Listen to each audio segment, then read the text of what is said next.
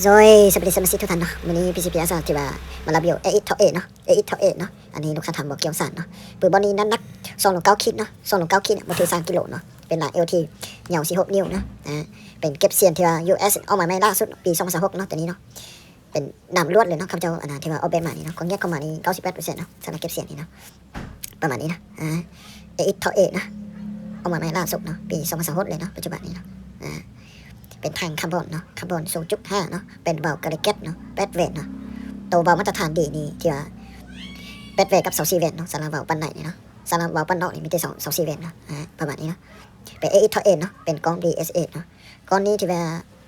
จะเป็นที่ว่ากันน้ำกันฝนเนาะกันเหตุการกระเทศได้เนาะตัวนี้เนาะกล้อง DSA ตัวของเทศสหรัฐนี่เนาะมันจะมีกันน้ำกันฝนเนาะส่งมานี่มันจะเป็นที่ว่า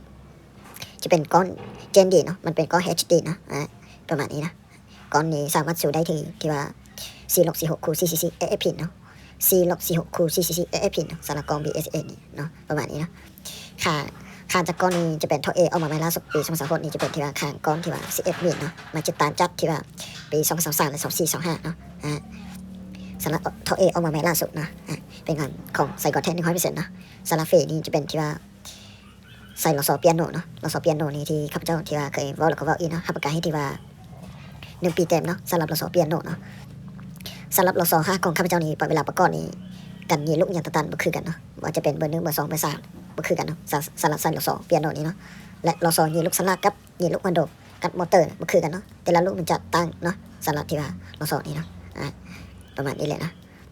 จะเป็นที่ว่า8 เนาะออกมาใหม่ล่าสุดปี2026เนาะอันนี้ก่อนส่งให้ลูกค้าทำบ่เกี่ยวเนาะลูกค้าทำบ่เกี่ยวศาสตร์เนาะประมาณนี้แหละนะลูกค้าท่านใดที่ว่าสนใจไม่ได้สามารถอีบอกหาเบอร์โทรตามหน้าจอนี้ได้เนาะ9186 709เนาะช่องทางการติดต่อของข้าพเจ้านี่มันจะมีอยู่ใต้คลิปวิดีโอนี้เนาะมันจะมีไลน์ช่องทางการติดต่อเนาะลูกค้าท่านใดที่ว่าสะดวกท่านใดก็ทำท่านนั้นเนาะจากประมาณนี้นะสำหรับคอนเทนต์ปืนนี้มันจะมีพวกซุปซองปืนอารมณ์เนาะซุปซองปืนอารมณ์เนาะอย่างต่างๆนะ1มันนี่ฮอตเทสโลเนาะ2มันนี่ที่ว่า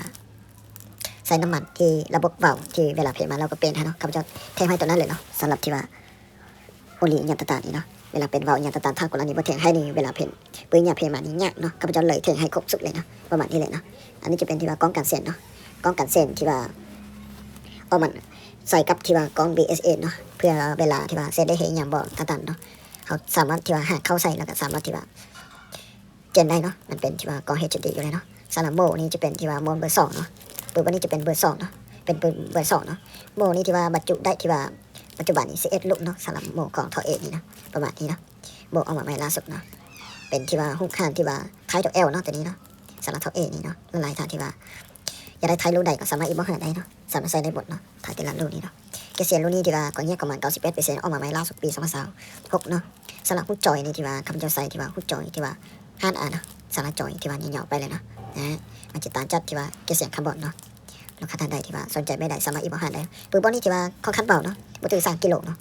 มีแต่2.9เนาะ2.9คิดเนาะสำหรับปืนบอลนี้เนาะเป็นทางคาร์บอน 0.5 เนาะเขาจะใส่นี่เนาะที่ว่าปืนบอลนี้มันจะมีกว่าละ2 ยูนเนาะสำหรับที่ว่าค่อนข้างเบาเนาะสำหรับปืนเท่าเอที่ว่าเขาจะประกอบให้ลูกค้าทางฝั่งเรานี่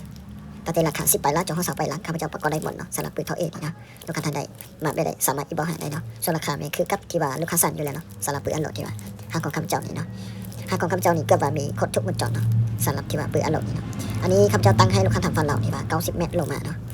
ความหมายลูกข้าพเจ้าที่ว่าตั้งให้นี่100 เมตรต่อวินาทีเนาะตั้งให้ลูกค้าทำบอกเกี่ยวเนาะตัวนี้เนาะทำบอกเกี่ยวนะลูกค้าทำบอกเกี่ยวข้าพเจ้าตั้งให้ความต้องการของลูกค้าเนาะลูกค้าแต่ละคนออร่าบ่คือกันเนาะบางคนที่ว่าออร่าไกลกว่านะบางคนที่ว่าออร่าประมาณ40-60 เมตรนะ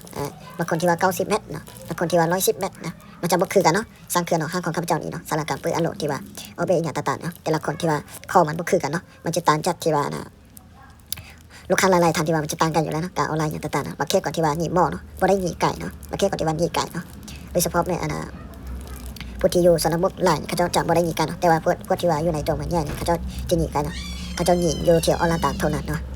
ประมาณนี้นะสำหรับปืนบอลนี่ที่ว่าใครนี่สามารถพาเข้าพาออกได้นะโทษได้สบายเนาะถ้าโทษนี่มีแต่50 เซนเนาะปืนบอลนี่โทษออกมานี่มีแต่55 เซนของเราเนาะ55 เซนถูกจับไทยเอาออกเก็บเสียงนี่มีแต่55 เซนที่ว่าสามารถใส่ถุงไปมาได้เนาะสะดวกสบายนะและพิเศษเนาะปืนบอลนี่ที่ว่าค่อนข้างเบาเนาะวิดีโอนี้จบเท่านี้เนาะขอให้ติดตามวิดีโอต่อๆไปเนาะขอขอบใจนะประมาณนี้